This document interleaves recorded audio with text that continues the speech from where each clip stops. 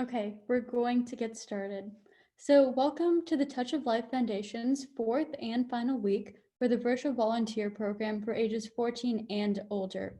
At this time, we will introduce the panelists from the Touch of Life Foundation. Hello, everyone. My name is Medna Saran, and I'm the president and co-founder.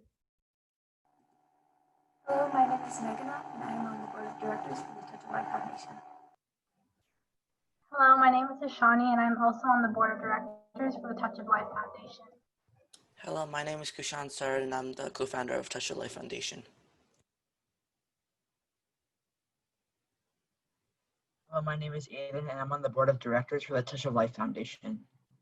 Hi, my name is Avni, and I'm a board member for the Touch of Life Foundation. Hi, my name is Nayan, and I'm a board member for the Touch of Life Foundation.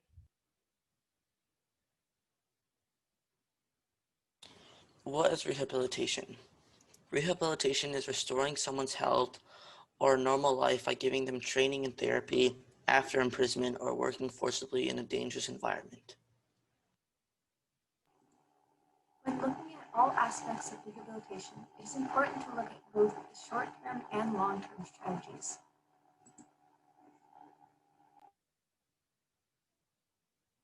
Rehabilitation of trafficked victims require a multidisciplinary approach: medical, psychological, social, legal, and protection. It is very important that all professionals realize that a multidisciplinary approach is crucial for the optimal recovery of the victim. Lack of skills for a particular issue could further traumatize the victim who has already been through so much. Medical doctors are very important in this multidisciplinary treatment approach. As you remember, there are a multitude of medical issues that victims face. Vision and eye problems might require an ophthalmologist to see if any eye issues are treatable or to prevent any further injuries to the eyes. A pulmonologist might be required for children who are facing breathing issues. As you recall, lung disease can occur when victims are forced to work in polluted air or in tobacco fields, which might require them to use an inhaler or other means of breathing. An orthopedist might be needed for an orthopedic-related issue, including back or neck issues. Starvation or inadequate nutrition can lead to stunted development, which might require multiple specialists.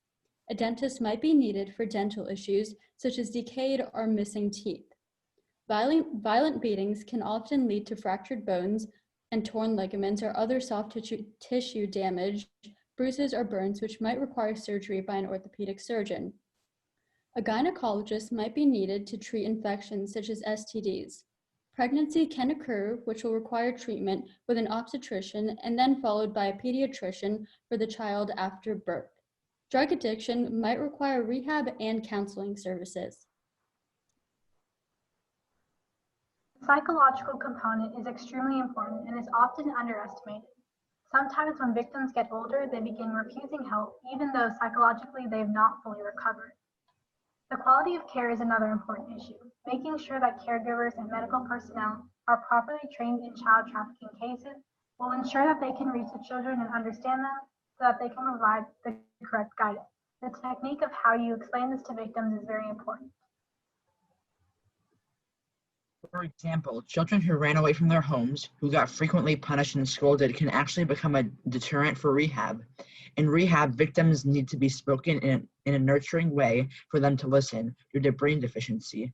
The psychological stress associated with sexual exploitation is associated with neurochemical and structural changes in the brain, which is even more prevalent if sex trafficked victims are children. A social and reuniting family. Rehab workers need to determine if the victim is safe to return to their family after they are rescued. In cases, the family member may have been the one who sold the victim initially, or may have been the abuser, which leaves the victim vulnerable again if put near that particular family member. In addition, laws play a big part in what happens to the victim after rescue. Some countries make the victim go back to their family regardless of the situation, which puts them in danger again. Anti-trafficking organizations are working to change laws so that the victims, especially children, are not vulnerable again. The rehab worker also needs to see if they are still a threat of the trafficker coming back to the victim's house again to threaten them. a reintegration back into society with family and school. Social acceptance, since victims might be blamed for what happened to them, or their community may not accept them back, which unfortunately is often seen when victims of prostitution return home. Training for family members so that they will know how to deal with certain situations that may arise so that they will be able to provide support to the victim at home.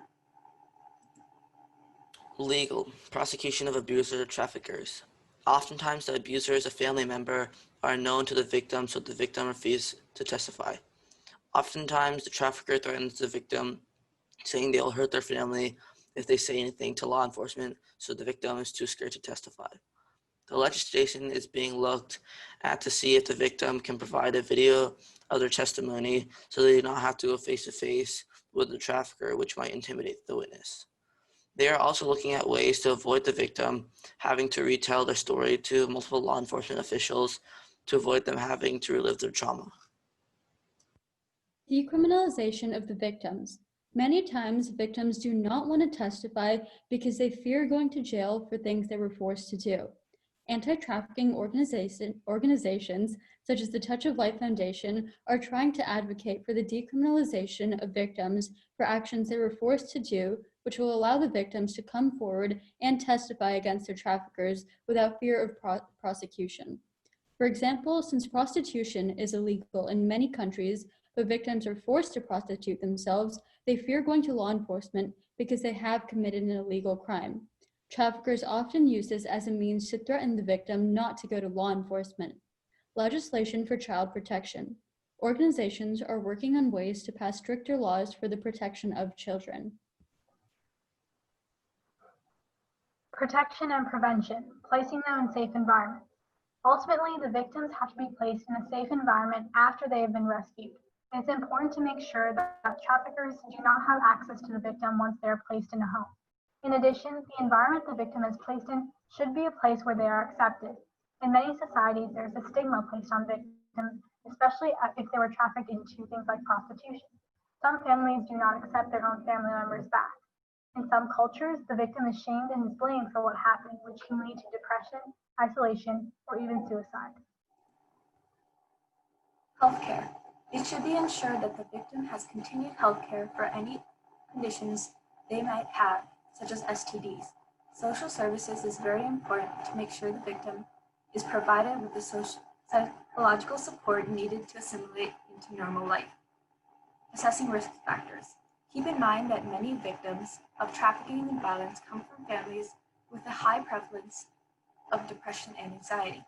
Many victims can be genetically predisposed to depression or anxiety, which put them at a higher risk after such a traumatic event of being trafficked occurs. Along the same lines are drug abuse and alcoholism. Self-protection, educating victims on protecting themselves and identifying situations that may make them more vulnerable. To review, there are 5 phases that are followed once a child trafficking victim is rescued. The investigation, immediate protection of the victim or victims, rehabilitation, reintegration, prevention of re-victimization. All right, so now we're going to have a case study. And just remember, this is a hypothetical situation. It didn't actually happen, but this could happen. All right, let's get started. So Sheena was 9 years old when a huge tsunami hit Bangladesh. With the big waves and water, her family got separated. She found herself with a few kids who also got separated from their families. Everything was in shambles in Bangladesh, and they were desperate for food and water and extremely frightened without their parents. 4 days after the tsunami struck, a friendly lady comes and offers them food. Being so desperate and unable to find their parents, the kids willingly went to the lady to this huge house. When they got there, they saw many children ranging from 6 to 17 years old. They were given some bread and water. They were so happy. All of a sudden, a man came and started looking at all of the kids. He told 19 girls ranging between 9 and 16 years old to come with him. One of them was Sheena. They were put in a truck. On the outside of the truck, it said relief work. The 16 girls were taken across the border with the disguise of being relief workers. With all the chaos, there was no one to check these trucks. The truck was taken to a shipping dock where they were told to go into a shipping container. The girls were confused, but all of them listened except for the 16-year-old. She suspected something was not right and refused to go in. All of a sudden, a man came and slapped her so hard she fell to the floor and was bleeding. He said they all had to listen or the same thing will happen to all of them. They were shipped to the US. When the container was opened in the US, it smelled like feces, urine, and sweat. The girls did not have any place to use the bathroom, showers, there were no showers, and were only given a few water bottles and bread. One of the girls was not moving. She had a really high fever. The men told all the girls to go into the van that was parked outside the shipping container. The one girl who could not walk was picked up by one of the men and thrown into the water. They knew she would be too sick and too much of a burden for their work. This girl drowned and died. The other girls were taken to a massage parlor where they were cleaned up and given some food. The girls were separated into groups of 3 and taken to different massage parlors. Sheena was taken with 2 other girls, ages 13 and 14. When they got to their destination, a group of men were there and raped the 3 young girls. After that, different men would come sometimes multiple times a day and perform similar acts with these girls. Sheena refused to do what they were asking and bit one of the men on the arm, upset and scared. As a result, the owner of the massage parlor beat her to the point where she could not move her arm and her jaw was broken. After that, her arm never felt the same. Sheena then continued to refuse performing services with these random men coming into the parlor, so she was later injected with drugs. She found that she was not able to move much and felt like she was in a daze. Being so weak, hurt, and outnumbered, she was unable to fight back when multiple men walked into the parlor. They continued to drug her daily and made her service the certain men that would come in.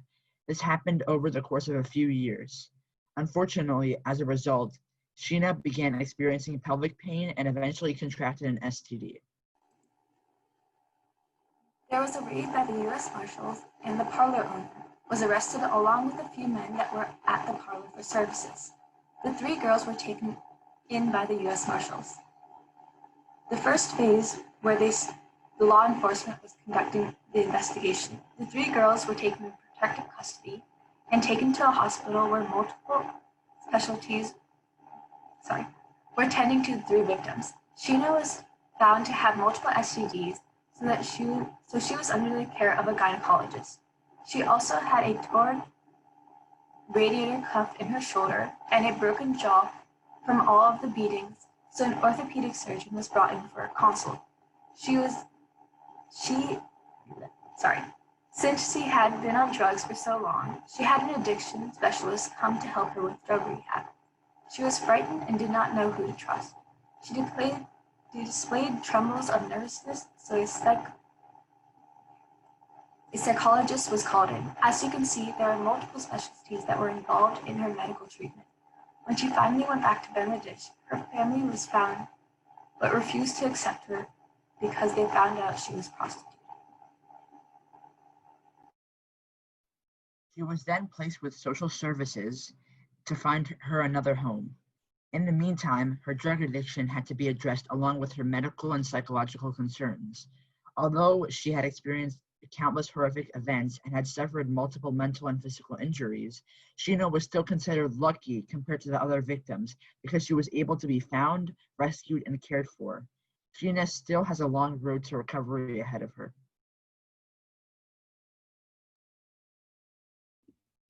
Okay, on a brighter note, we have one of the virtual volunteers videos from 2 weeks ago. So this video is from Kanvar Virender Singh, and yeah, let's watch it. And if you guys have any comments you want to make about it, feel free to put it in the chat or Q&A. नमस्कार, मेरा नाम वीरेंद्र सिंह है और मैं India से हूँ।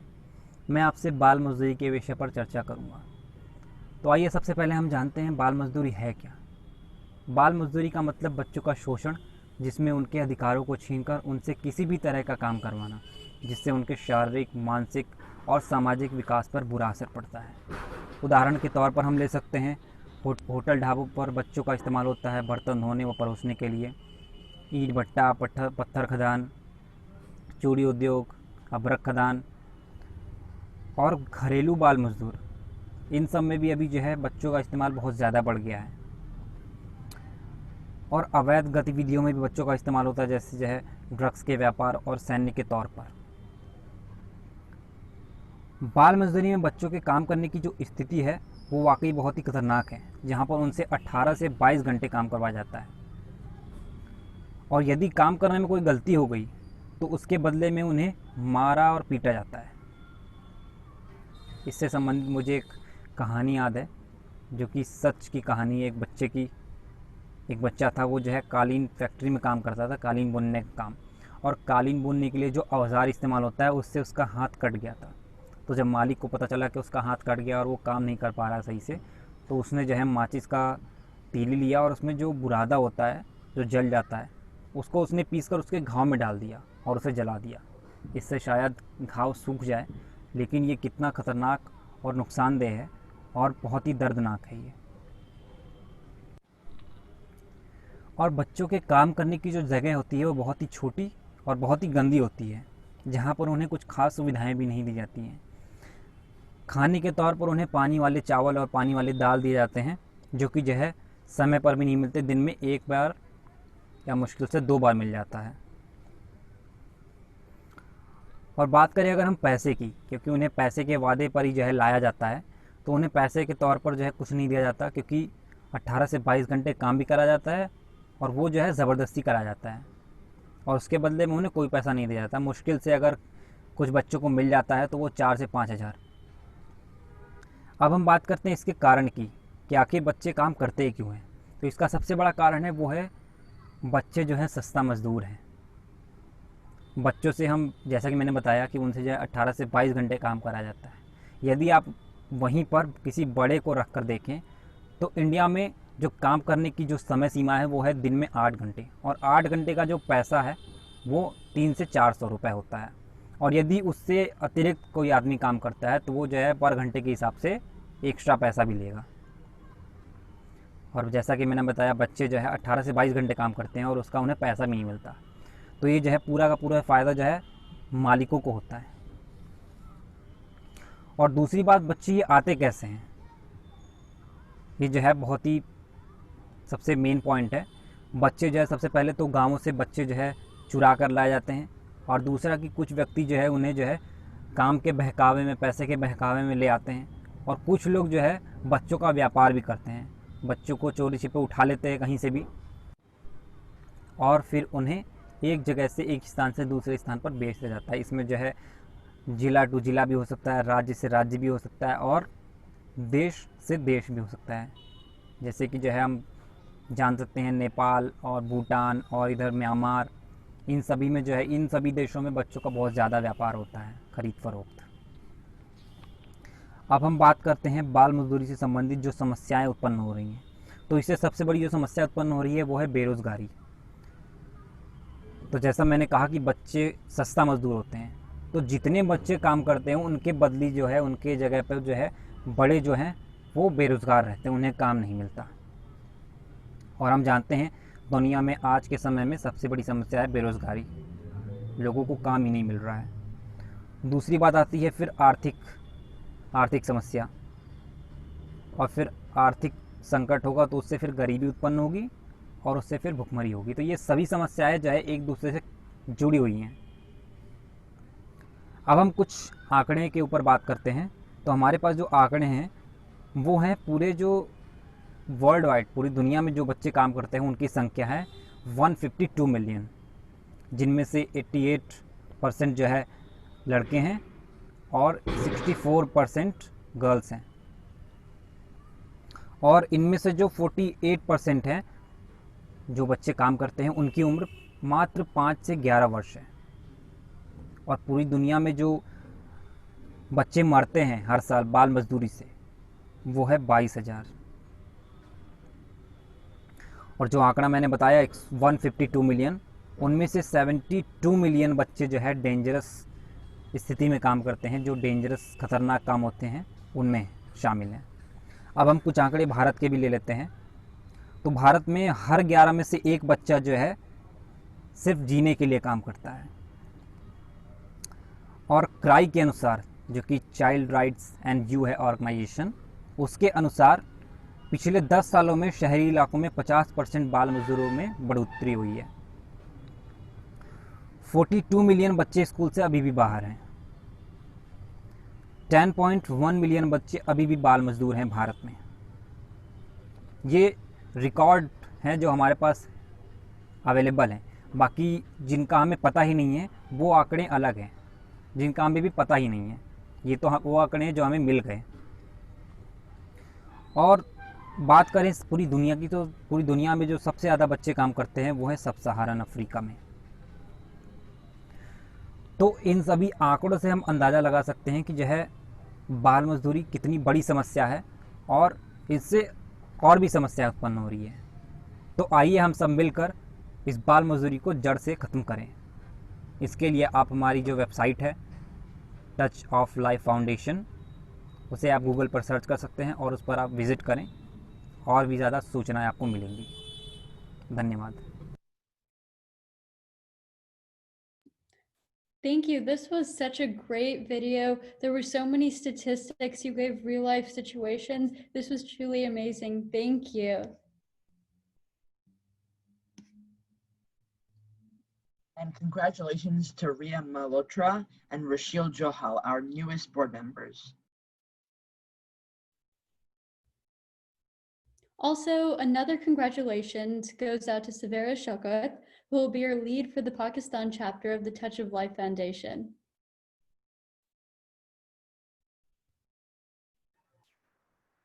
Thank you for joining us in the fight against child trafficking and labor. Join us for our next webinar series beginning in October. And don't forget to follow us on Instagram and Facebook and subscribe to our YouTube channel where all of your videos will be posted. At this time, we will open up for a Q&A and any discussion you would like to have.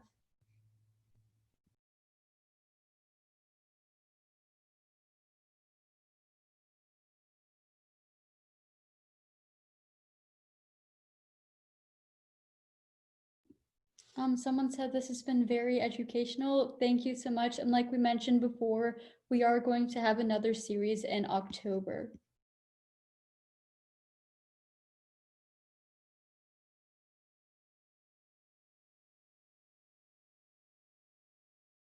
So that series does begin in October, but we don't have an exact date yet. But once we do, we'll send you guys an email. Thank you to the whole TOLF team. Thank you for your exceptional work. Someone asked, will we be doing more case studies? This gives us a good picture of what's happening in the next webinar series. So yes, we will be doing more case studies in the next webinar series. Can we contact you for school club help? Yeah, of course. Like we mentioned in the previous webinar, we do have a curriculum, so we'll work with you to alter that to make it so you can use it for your school.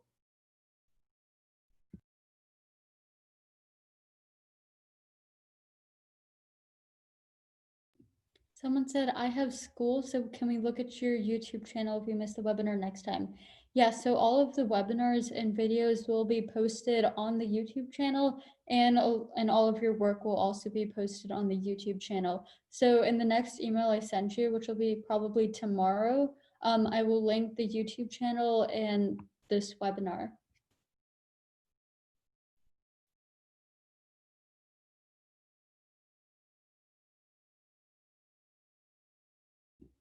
Will we get notified for the next virtual volunteer program? Yes, I will be sending you guys an email and then you can sign up from there.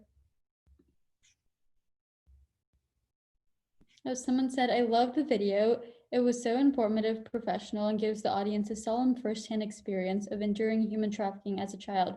Yes, of course, that video was very touching and powerful.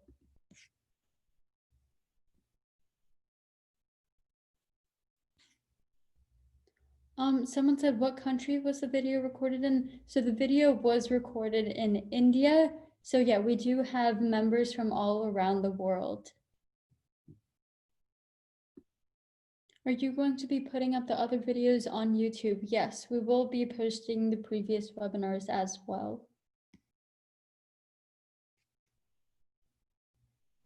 Thank you for this informative series. I really enjoyed it.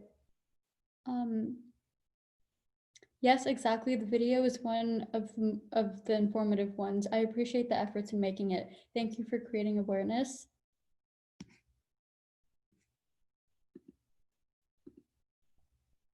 So yeah, I just want to thank all of you guys for joining this webinar series, and I hope you guys will join the next one as well. And with that note, we will conclude today's webinar. So thank you guys all for joining, and hopefully we'll see you next time.